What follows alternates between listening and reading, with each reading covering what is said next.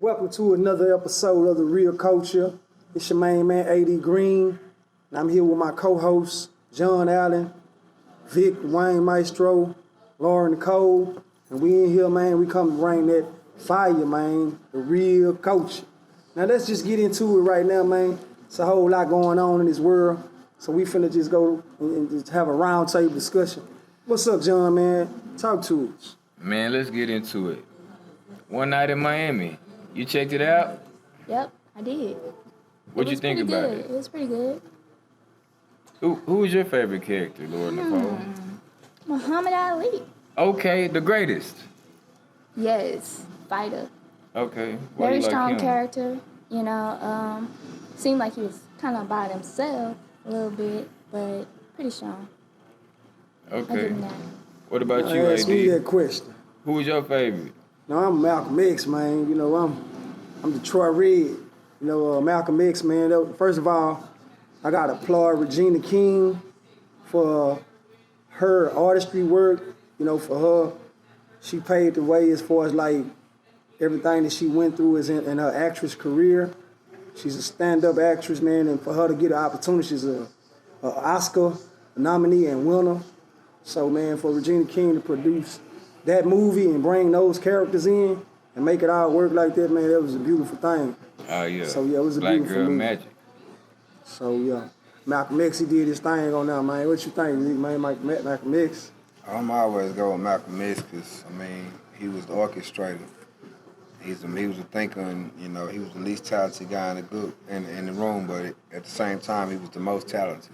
So what I want to Definitely, ask you guys is, Malcolm you X. could clearly see how strong Malcolm X was in the movie, but I like to see the way that Jim Brown was kind of like the only person who could really talk to Malcolm and give him wisdom. I thought that was pretty dope for him to be, you know, always like kind of like training them, but when he got too far out the reins, Jim Brown was a good friend. Yeah, So stopped I it. want to you know, get your insight on that. Well, Jim Brown it really was different because, you know, if you know Malcolm background, you know, he grew up, you know, his mother was white, his daddy was black, obviously his father was killed by the KKK. And Jim Brown, you know, he never experienced it. I ain't gonna say never experienced, but he experienced it later on because I know you recall a situation in the group where he was talking to the, I'll just say, brother from another color. And, you know, I basically told the man that, you know, he thought he was a good guy. So at the end, you know, Jim Brown came and wanted to reciprocate his, you know, because that's what we do. We try to help people. And he said, you know, there's no niggas allowed in the house. So, you know, it's when you're experiencing something, it gives you a kind of up on the situation. And I think, not saying they didn't, because all of them in that era, everybody experienced some type of racism or whatever. But it just, you know, Jim Brown was more, if you look at all of them and really just think about it, Jim Brown was the most gangster one out of all of them. So it's kind of that gangster gonna always get the attention because I know this here. I might mess with you, but I ain't gonna mess with him. So if he with you, you good. So that's what you see OG call. Because, you know, Jim Brown started in a lot of hood movies, OG movies. You know what I mean? You know, and another thing that really got my attention is the inside relationships that those brothers had.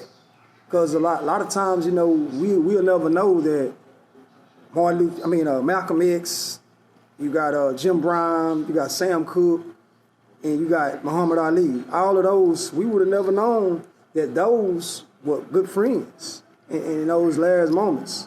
You know, so I think that the film sheds a lot of light on what really went inside. The camaraderie between those forefathers is just amazing. You know, to see them play in the joke, to see them get angry with each other, you know, to see the fisticuffs between brothers, and then to come back together and laugh about it and to drink about it. It was just beautiful to see, like you said, just to see insights of their life, and then to see Malcolm's impact. Because growing up, you know, obviously Malcolm X was dead, but throughout the movie, he's telling these guys, he's training them.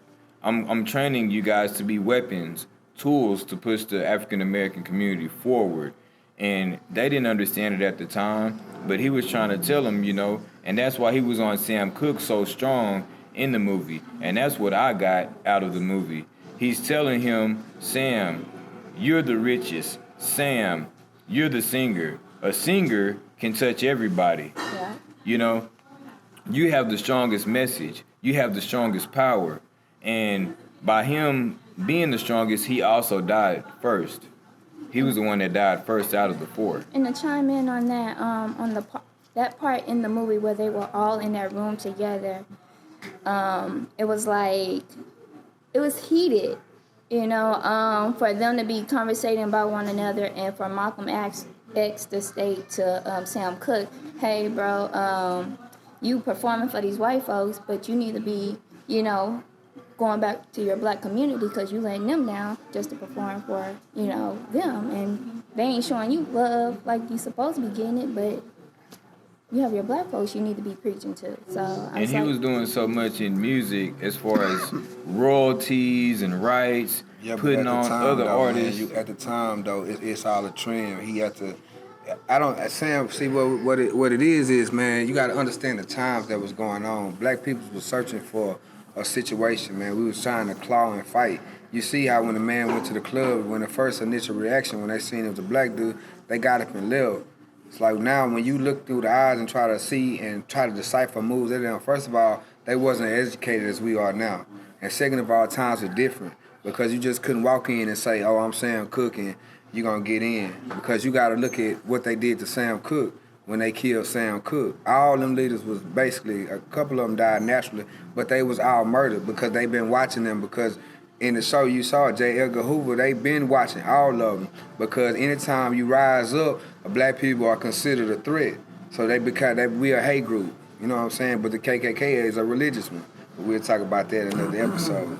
So that's what that is, man. And like you said, man, it shows Malcolm X his passion. You know, all he wanted for them brothers to go forward and be used in a mighty way, you know what I'm saying? Because if you're not using your gifts and your abilities to uplift and to move, and you also got to understand what was going on in that era, you know, because in that era, man, it was so racist and segregated. So he was showing them how to move forward, how to be a mighty force, how to be a mighty blow. And Muhammad Ali, as him being a young, you know, I'm pretty sure he was real young, but 22. He was the youngest. Yeah, he was the youngest out of all four. Very immature at the time, you know, but he understood what was the reason too, because I remember on the part of the movie, Sam was asking him like, I mean, you really gonna be part of the Nation of Islam, or you really gonna give up all this? You the champ now? And he was like, yeah, man, it's time to make a stand. So even with with Malcolm X, Muhammad Ali being young like that, man, he understood the mission. And that was the whole thing. He wanted to put those guys on a path for a mission. And that's what, like he said, Ali, he just passed, I believe in 2016. He continued to live that mission. When they tried to force him to go to war, he was like, no, I'm not going to go to war because them people ain't do nothing to me. And he stood his ground. And that's why we look at him as the greatest champion of all time. Same as Jim Brown. He's still living. He's the last one living. And by his stand, leaving football in his prime, he's still arguably the greatest football player of all time. You know, I would still say he's the greatest, you know, him or Jerry Rice, but other people, they have different comments. Yeah, very, very much so. Very much so. Jim Brown. So, yeah. But sticking to Malcolm X, his contemporary Martin Luther King did have a birthday, and we want to say, you know, rest in peace to Dr. Martin Luther King. But we do want to shed light on Martin Luther King and Malcolm X and their views, and if they would have worked together, or if they could have worked together, what could have happened and what their impact would have been. See, I'm going to let you know right now, John, a lot of people don't know that Malcolm X and Martin Luther King were working together. They just understood that Malcolm knew his role over here. Malcolm was like, man, you know, that nonviolent stuff, man, that ain't really getting us nowhere. Nah, we got to eye for eye, two for two. We got to fight back. That was just his approach. You know what I'm saying? But Martin was like, hey, You can't just knock me, man. What I'm doing, I'm giving them game or whatever to showing them how it's a better way. If you do that, it's gonna be retaliation. So both of them worked together in sync, you know. So both of them had a mission. They knew how to work together. So it made it look like that they wasn't at the time was against each other, but behind closed doors, they was really all right. The press is kind of painted two different pictures for him. What you gotta say, Mr. Vic? No. Malcolm X talked bad about Martin Luther King. Thank you. Because when you understand, and this is no offense to MLK and no offense to you good Christians out there, but when you have an understanding of what he led for, and I repeat, he said he's leading our people to slaughter. And that's among other things he said about Dr. King. He had a lot, they were not on the same side. Now, I will say this here. This is what happened because Malcolm X was a genius. Because even in the book, when you seen at the end, he started writing. What was he doing at the end of the movie? Doing his autobiography. He was doing his autobiography because he knew it was his time. Because when you know what was going on with him, then you know he knew it was his time. They was getting bolder and bolder in the action he was doing. Plus, the Nation of Islam had turned their back on him.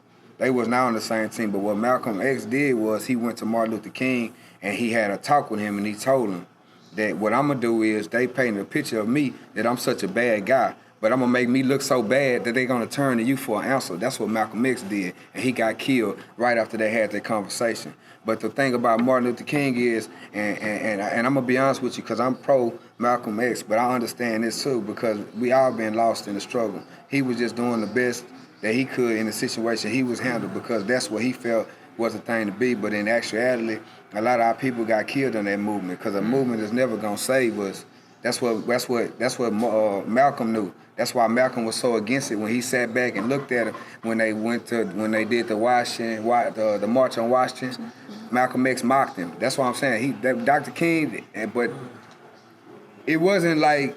But I think you seen his vulnerability in the movie. It wasn't that he was trying to be no better than thou. He was just saying that it's other ways to do what we need to do, and the ways that we doing them ain't working. But when it comes to Martin Luther King, he's such a peaceful person, you know. He stand for peace, you know, no violence. A lot of times it don't take violent habits to get your point across. You can actually speak out and say, hey, you know, this, instead of promoting violence, because at the end of the day, it's going to get even more violent if you're fighting all the time.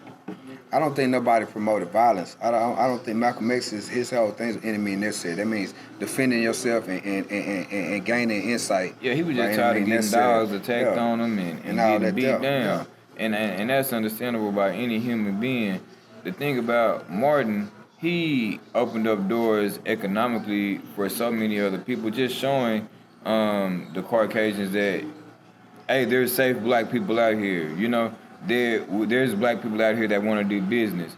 Now, all of his practices weren't perfect, but he was the one that they're gonna gravitate to. And as far as affirmative action, you're always gonna have to have that one to open up the door. And he was that one to open up the door for a lot of people. See, King understood the seriousness behind the American dollar.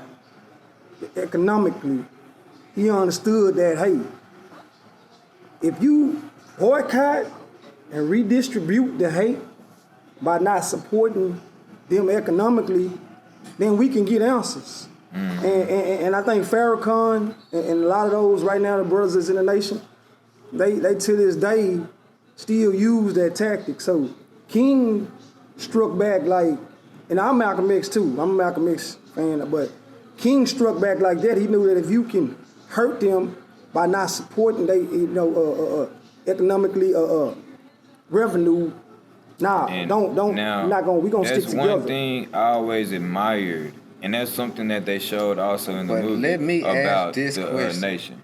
Since we're talking about this and when I'm saying that, I'm talking about the structure and the discipline of the nation. As far as in the movie, you see how Malcolm X, he had armored guard, and then you're talking about their economic freedom. The guy, he was like, man, do you like being in the nation? And he was like, well, it beats being a purse thief or a car thief from Toledo. The opportunities just for being in the nation at that time, like you said, it was a different time then. So it was giving people economic freedom, and I always admired them for that. Who is he giving economic freedom to? First of all, that's what I'm saying. Do you even know why Dr. King is, excuse my language, why he's even considered a Wayne dinner in most communities? Do you even know why?